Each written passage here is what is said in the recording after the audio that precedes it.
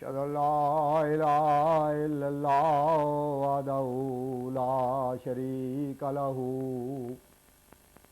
وأشهد أن محمدا عبده ورسوله اللهم صل على سيدنا ومولانا محمد وعلى آل سيدنا ومولانا محمد وبارك وسلم إنك حميد مجيد۔ زمانے کی امامت کو زمانے کا امام آیا، محمد کی غلامی میں محمد کا غلام آیا۔ خاتم الانبیاء حضرت محمد مصطفیٰ احمد مجتبیٰ صلی اللہ علیہ وسلم کے غلام اور ہمارے امام بانی جماعت احمدیہ مسیح موعود و مہدی مسعود علیہ الصلوۃ والسلام کے روح پرور ملفوظہ فرمایا، اس وقت ہمارے دو بڑے ضروری کام ہیں۔ ایک یہ کہ عرب میں اشاعت ہو، دوسرے یورپ میں اتمام حجت کریں۔ عرب پر اس لیے کہ اندرونی طور پر وہ حق رکھتے ہیں، ایک بہت بڑا حصہ ایسا ہوگا کہ ان کو معلوم بھی نہ ہوگا کہ خدا نے کوئی سلسلہ قائم کیا ہے، اور یہ ہمارا فرض ہے کہ ان کو پہنچائیں، اگر نہ پہنچائیں تو معصیت ہوگی۔ ایسا ہی یورپ والے حق رکھتے ہیں کہ ان کی غلطیاں ظاہر کی جائیں، کہ وہ ایک بندے کو خدا بنا کر خدا سے دور جا پڑے ہیں۔ یورپ کا تو یہ حال ہو گیا ہے کہ واقعی اخلدہ الی الارض کا مصداق ہو گیا ہے۔ طرح طرح کی ایجادیں صنعتیں ہوتی رہتی ہیں۔ اس سے تعجب مت کرو کہ یورپ ارضی علوم و فنون میں ترقی کر رہا ہے۔ یہ قاعدے کی بات ہے کہ جب آسمانی علوم کے دروازے بند ہو جاتے ہیں تو پھر زمین ہی کی باتیں سوجا کرتی ہیں۔ یہ کبھی ثابت نہیں ہوا کہ نبی کلیں بھی بنایا کرتے تھے یا ان کی ساری کوششیں اور ہمتیں عرضی ایجادات کی انتہا ہوتی تھیں۔ فرمایا، آج جو اخرجت الارض اثقالہا کا زمانہ ہے، یہ مسیح موعود ہی کے وقت کے لیے مخصوص تھا۔ چنانچہ اب دیکھو کہ کس قدر ایجادیں اور نئی کہانیں نکل رہی ہیں، ان کے نظیر پہلے کسی زمانے میں نہیں ملتی۔ میرے نزدیک طاعون بھی اسی میں داخل ہے۔ اس کی جڑ زمین میں ہے، پہلا اثر چوہوں پر ہوتا ہے۔ غرض اس وقت زمینی علوم کمال تک پہنچ رہے ہیں، توہین اسلام کی حد ہو چکی ہے۔ کون کہہ سکتا ہے کہ اس 50-60 سال میں جس قدر کتابیں، اخبار، رسالے توہین اسلام میں شائع ہوئے ہیں، کبھی بھی ہوئے تھے؟ بس جب نوبت جہاں تک پہنچ چکی ہے تو کوئی مومن نہیں بنتا جب تک کہ اس کے دل میں غیرت نہ ہو۔ اگر اسلام کی عزت کے لیے دل میں محبت نہیں ہے تو عبادت بھی بے سود ہے، کیونکہ عبادت محبت ہی کا دوسرا نام ہے۔ وہ تمام لوگ جو اللہ تعالیٰ کے سوا کسی ایسی چیز کی عبادت کرتے ہیں جس پر کوئی سلطان نازل نہیں ہوا، وہ سب مشرک ہیں۔ سلطان تسلط سے لیا گیا ہے، جو دل پر تسلط کرے، اس لیے یہاں دلیل کا لفظ نہیں لکھا۔ عبادت کیا ہے؟ جب انتہا درجہ کی محبت کرتا ہے، جب انتہا درجے کی امید ہو، انتہا درجہ کا خوف ہو، یہ سب عبادت میں داخل ہے۔ غیر اللہ کی عبادت کا اتنا ہی مفہوم نہیں ہے کہ سجدہ نہ کیا جاوے، نہیں، بلکہ اس کے مختلف مدارج ہیں۔ اگر کوئی مال سے انتہا درجے کی محبت کرتا ہے تو وہ اس کا بندہ ہوتا ہے۔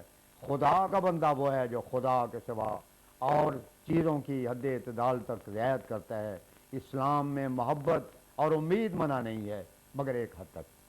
اللہ تعالیٰ نے صاف طور پر فرما دیا ہے کہ جو خدا سے محبت کرتے ہیں، اسی سے ڈرتے، اسی سے امید رکھتے ہیں، وہ ایک سلطان رکھتے ہیں۔ لیکن جو نفس کے تابع ہوتے ہیں ان کے پاس کوئی سلطان نہیں ہے کہ محکم طور پر دل کو پکڑ لے۔ غرض انسان کا کوئی فعل اور قول ہو، جب تک وہ خدائی سلطان کا پیرو نہ ہو، شرک کرتا ہے۔ پس ہم جو اپنی کارروائی کی دو طور پر اشاعت چاہتے ہیں، اللہ تعالیٰ خوب جانتا ہے، اور اس سے بڑھ کر کوئی شاہد نہیں ہو سکتا کہ کس قدر سچے جوش اور خالصتاً للہ اس کو پیش کرتے ہیں۔ ہمیں اتفاق نہیں ہوا کہ انگریزی میں لکھ پڑھ سکتے، اگر ایسا ہوتا تو ہم کبھی بھی اپنے دوستوں کو تکلیف نہ دیتے، مگر اس میں مصلحت یہ تھی کہ تا دوسروں کو ثواب کے لیے بلائیں، ورنہ میری طبیعت تو ایسی واقع ہوئی ہے کہ جو کام میں خود کر سکتا ہوں اس کے لیے کسی دوسرے کو کبھی کہتا ہی نہیں ہوں۔ اگر حضرت صلی اللہ علیہ وسلم اور 4 برس زندگی پاتے تو ابو بکر رضی اللہ تعالیٰ عنہ فوت ہو جاتے۔ دراصل حضرت صلی اللہ علیہ وسلم وہ فتح عظیم جس کا آپ کے ساتھ وعدہ تھا حاصل کر چکے تھے۔ رأیت الناس یدخلون فی دین اللہ افواجا دیکھ چکے تھے۔ الیوم اکملت لکم ہو چکا تھا، مگر اللہ تعالیٰ نے نہ چاہا کہ ان کو معروم رکھے، بلکہ یہی چاہا کہ ان کو بھی ثواب میں داخل کر دے۔ اسی طرح پر اگر اللہ تعالیٰ چاہتا تو ہم کو اس قدر خزانے دے دیتا کہ ہم کو پرواہ بھی نہ رہتی، مگر خدا ثواب میں داخل کرتا ہے جس کو چاہتا ہے۔ یہ سب جو بیٹھے ہیں یہ قبریں ہی سمجھو، کیونکہ آخر مرنا ہے، پس ثواب حاصل کرنے کا وقت ہے۔ میں ان باتوں کو جو خدا نے میرے دل پر ڈالی ہیں سادہ اور صاف الفاظ میں ڈالنا چاہتا ہوں۔ اس وقت ثواب کے لیے مستعد ہو جاؤ، اور یہ بھی مت سمجھو کہ اگر اس راہ میں خرچ کریں گے تو کچھ کم ہو جاوے گا۔ خدا تعالیٰ کی بارش کی طرح سب کمیاں پوری ہو جائیں گی۔ من یعمل مثقال ذرۃ خیر یرا، یاد رکھو خدا کی توفیق کے بغیر دین کی خدمت نہیں ہو سکتی۔ جو شخص دین کی خدمت کے واسطے شرع صدر سے اٹھتا ہے خدا اس کو ضائع نہیں کرتا۔ غرض خلاصہ یہ ہے کہ ایک پہلو تو میں کر رہا ہوں، دوسرے پہلو کو ہماری انگریزی خواہ جماعت نے اپنے ہاتھ میں لے لیا ہے۔ انہوں نے یہ تجویز کیا ہے کہ تجارت کے طریق پر یہ کام جاری ہو جائے، دین کی اشاعت ہو جائے گی اور ان کو کوئی حرج نہیں ہوگا۔ امید ہے کہ خدا اس کا اجر دے گا۔ میں یہ صرف اپنی جماعت کے ارادوں کا ترجمہ کرتا ہوں۔ میرا منشا تو اسی حد تک ہے کہ کسی طرح عرب اور دوسرے ملکوں میں تبلیغ ہو جائے۔ یہ انہوں نے اپنی دانش میں سہل طریق مقرر کیا ہے جس کو تجارتی طریق پر سمجھ لیا جائے۔ تجارت کے امور ظن غالب ہی پر چلتے ہیں، بہرحال یہ ان کا ارادہ ہے۔ میرے نزدیک جہاں تک یہ امر مذہب سے تعلق رکھتا ہے تو میں اس کی حمایت کرتا ہوں۔ اگر یہ تجویز عمل میں نہ بھی آئے تب بھی یہ کام تو ہو جائے گا۔ بہرحال آپ غور کر لیں، اللہ تعالیٰ کو بہتر معلوم ہے۔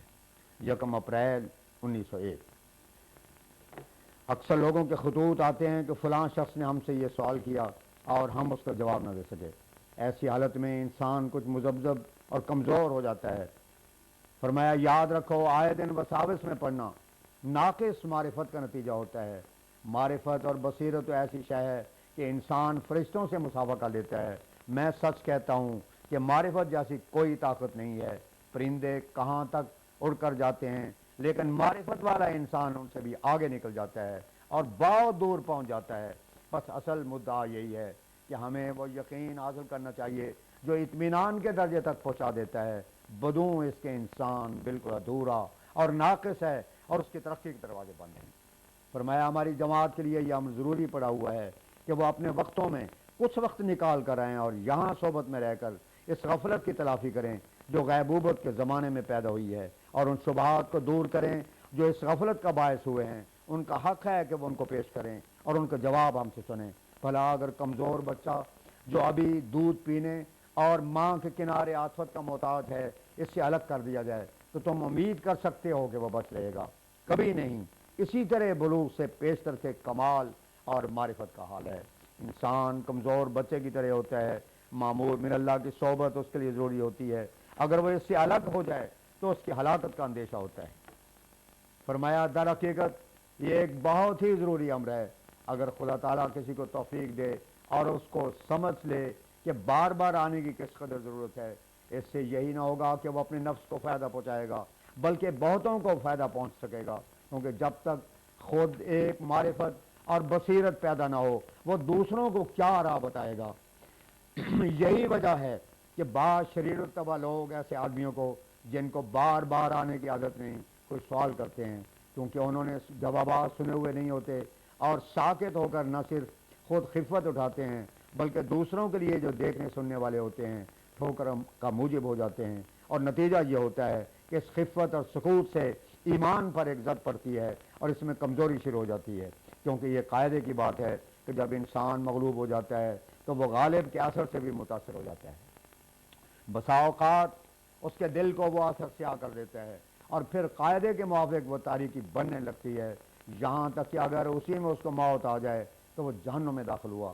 ان ساری باتوں پر غور کر کے ایک دانشمند اس نتیجے پر ضرور پہنچے گا کہ اس بات کی بہت بڑی ضرورت ہے کہ ان زہروں کے دور کرنے کے واسطے جو روح کو تباہ کرتی ہے کسی تریاقی صحبت کی ضرورت ہے، جہاں رہ کر انسان محرکات کا علم بھی حاصل کرتا ہے اور نجات دینے والی چیزوں کی معرفت بھی حاصل کر لیتا ہے۔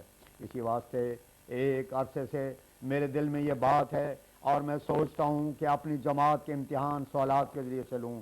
چنانچہ میں نے اس تجویز کا کئی بار ذکر بھی کیا ہے، اگرچہ ابھی موقع نہیں ملا، لیکن یہ بات میرے دل میں ہمیشہ رہتی ہے کہ ایک بار سوالات کے ذریعے آزما کر دیکھوں کہ جو کچھ ہم پیش کرتے ہیں اس کے متعلق ان کو کہاں تک علم ہے اور انہوں نے اپنے مقاصد اور اغراض کو کہاں تک سمجھا ہے، اور جو اعتراض اندرونی یا بیرونی طور پر کیے جاتے ہیں ان کے مدافعت کہاں تک کر سکتے ہیں۔ اگر 40 آدمی بھی ایسے نکل آویں جن کے نفس منور ہو جاویں اور پوری بصیرت اور معرفت کی روشنی انہیں مل جائے تو وہ بہت کچھ فائدہ پہنچا سکیں۔ فرمایا میں 16-17 برس کی عمر سے عیسائیوں کی کتابیں پڑھتا ہوں اور ان کے اعتراضوں پر غور کرتا رہا ہوں۔ میں نے اپنی جگہ ان اعتراضوں کو جمع کیا ہے جو عیسائی حضرت صلی اللہ علیہ وسلم پر کرتے ہیں۔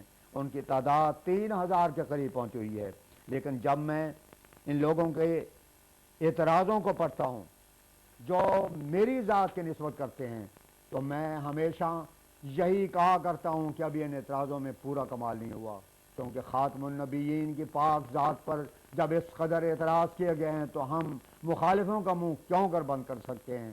پھر میں یہ بھی کہتا ہوں کہ میری نسبت جس قدر اعتراض کیے جاتے ہیں ان میں سے ایک بھی ایسا اعتراض نہیں ہے جو اولوالعزم انبیاء پر نہ کیا گیا ہو۔ اگر کسی کو اس میں شک ہو تو وہ میری ذات پر کوئی اعتراض کر کے دکھائے جو کسی پہلے نبی پر نہ کیا گیا ہو، مگر ہم دعویٰ سے کہتے ہیں کہ جس قسم کے اعتراض مجھ پر کیا جائے گا یا جو اب تک ہوئے ہیں اسی قسم کے اعتراض ان پر بھی ہوئے ہیں۔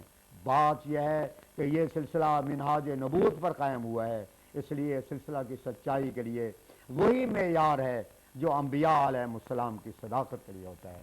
اس لیے مسیح موعود علیہ الصلوۃ والسلام فرماتے ہیں انبیاء کے طور پر حجت ہوئی ان پر تمام، ان کے جو حملے ہیں ان میں سب نبی ہیں حصہ دار۔